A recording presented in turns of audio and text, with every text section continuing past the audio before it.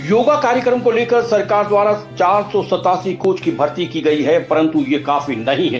प्रदेश को देखते हुए लगभग 10,000 कोच की भर्ती होनी चाहिए, ये कहना है अंतर्राष्ट्रीय खिलाड़ी और चैंपियन संदीप आर्य का, जो कि आज लक्ष्य स्वस्थ सोनीपत समिति के द्वारा मिलकर पत्रकारों को संबोधित कर रहे थे।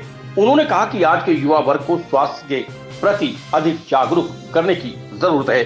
अंतर्राष्ट्रीय खिलाड़ियों में विश्व चैंपियन संदीप आर्य ने बताया कि हमारा और हमारी संस्था का एक ही लक्ष्य है कि देश के युवा को अपनी फिटनेस के प्रति जागरूक किया जाए।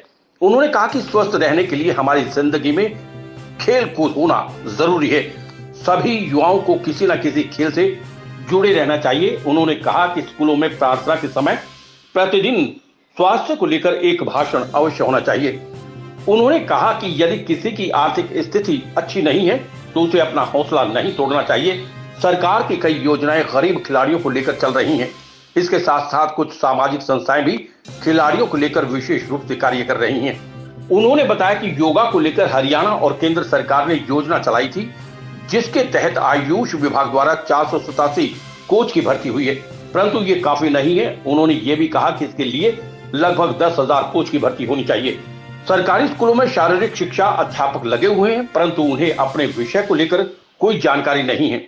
उन्होंने कहा कि प्रत्येक शारीरिक शिक्षा अध्यापक को चाहिए कि वे स्कूल के सभी बच्चों को किसी न किसी खेल से अवश्य जोड़ें और प्रतिदिन एक कक्षा योग की जरूर लगाएं। उनसे मेरा एक निवेदन रहेगा सभी से कि बच्चों, क्योंकि आजकल हम देख रहे हैं स्कूलों के अंदर जो पीटीआई है वो नाम के पीटीआई रह गए बहुत सारे स्कूलों के अंदर। मेरा जाना होता है क्योंकि हमने तो पूरे देश में भ्रमण कर रहे हैं, पता लग रहा है उनके पेट 2-3 फुट आगे निकल जाते हैं। वो न तो वहाँ पर खेलों के बारे में बच्चों को उनको खुद को नहीं पता कि कौन सा गेम। इसलिए सभी पीटीआई से निवेदन है, अपने डीओ साहब से भी, अपने सोनीपत के उनसे भी मेरा निवेदन रहेगा कि आप ये आदेश करें कि बच्चों को जितना हो सके वहाँ का पीटीआई खेलों के प्रति मोटिवेशन करें। और खेलों के प्रति मोटिवेशन करना बहुत जरूरी है। जब मोटिवेशन खेलों में बच्चे जुड़ जाएगा तो बच्चा कभी भी नशे में नहीं जाएगा। अगर युवाओं को नशे से बचाना है तो उनको खेल से जोड़ना बहुत जरूरी है। ये की योजना चलाई थी माननीय अपने मुख्यमंत्री साहब ने, और थोड़े बीच में बंद हो गई थी। जैसे अपने योग टीचर लगे थे वो हट गए थे, लेकिन फिर से इसको स्टार्ट किया है। अभी ये स्टार्ट है कि अभी 487 योग टीचर अभी आयुष विभाग ने अभी लिए हैं, अभी ज्वाइनिंग हुई है और 10 दिन पहले ही। अच्छा हाँ, और सरकार की योजना है कि आगे और भी टीचर लगाएंगे। तो इसमें थोड़ा काम थोड़ा ढीला चल रहा है, लेकिन सरकार को थोड़ा तेजी से करना चाहिए। 1000 योग टीचरों की कम से कम 10,000 योग टीचरों की भर्ती तो होनी चाहिए। जैसे खिलाड़ियों का नाम बताऊंगा जिनके पास पहनने के लिए बूट भी नहीं था। बहन हेमा दास है, बहन मीरा भाई जामू है। तो इनके पास इतने गरीब परिवार से निकले, हम भी बिल्कुल पहनने के लिए हमारे भी चंपल नहीं थी, बिल्कुल गरीब परिवार से निकले। लेकिन उस विद्यार्थी को कड़ी मेहनत करनी चाहिए, उसको हौसला नहीं तोड़ना चाहिए। हौसला अगर बुलंद रहेगा, सुबह 3 बजे उठेगा, 4 बजे उठेगा, दौड़ लगाएगा, एक्सरसाइज करेगा, एक दिन वो अवश्य कामयाब होगा। और जब इस प्रकार से विद्यार्थी दौड़ लगाता है, फिर गांव समाज भी है, गांव में सरपंच साहब भी है और भी उनका हेल्प करने के लिए जरूर आगे आती है। बहुत सारी ऐसी समितियाँ बनी हुई है, सरकार की भी बहुत सारी योजना चल रही है कि गरीब खिलाड़ियों किस प्रकार उनको आगे लेके आए। एक ही मकसद है कि युवाओं को हेल्थ और फिटनेस के बारे में अधिक से अधिक जागरूक किया जाए, क्योंकि आजकल देखते हैं बच्चों की इतने उनके हौसला नहीं रहे कि 2 मिनट अगर धूप में बैठ जाए तो उनको चक्कर आने लग जाते हैं। तो यही कारण है कि उठने का हमारा नियम ठीक नहीं है, खाने का हमारा नियम ठीक नहीं है। अगर ये बच्चों को पता लग जाए, बच्चे अगर खेल से जुड़ जाएंगे। माननीय प्रधानमंत्री जी ने नारा भी दिया था, खेलेगा इंडिया तो बढ़ेगा आगे इंडिया।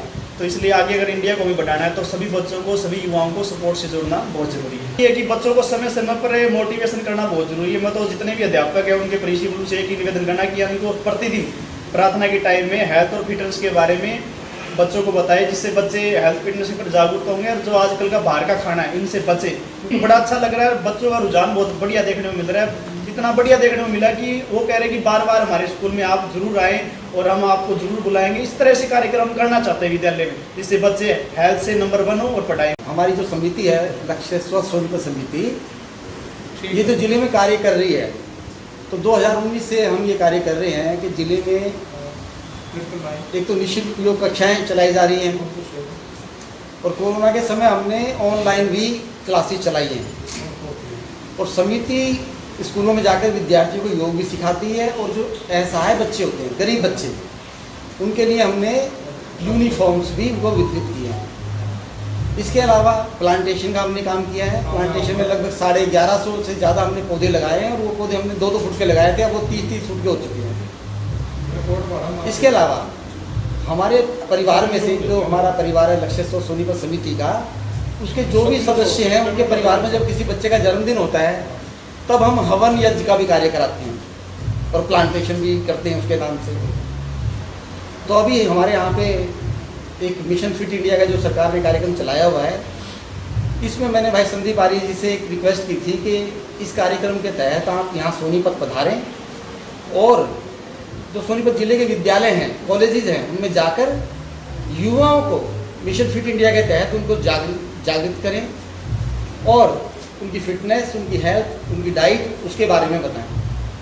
तो हमने 15 अगस्त से ये कार्य शुरू किया था। 15 अगस्त के बाद से आज तक, आज भी बड़वासनी में गीतांजलि स्कूल में हमारा कार्यक्रम था, बहुत अच्छा कार्यक्रम रहा। श्याम वशिष्ठ की रिपोर्ट।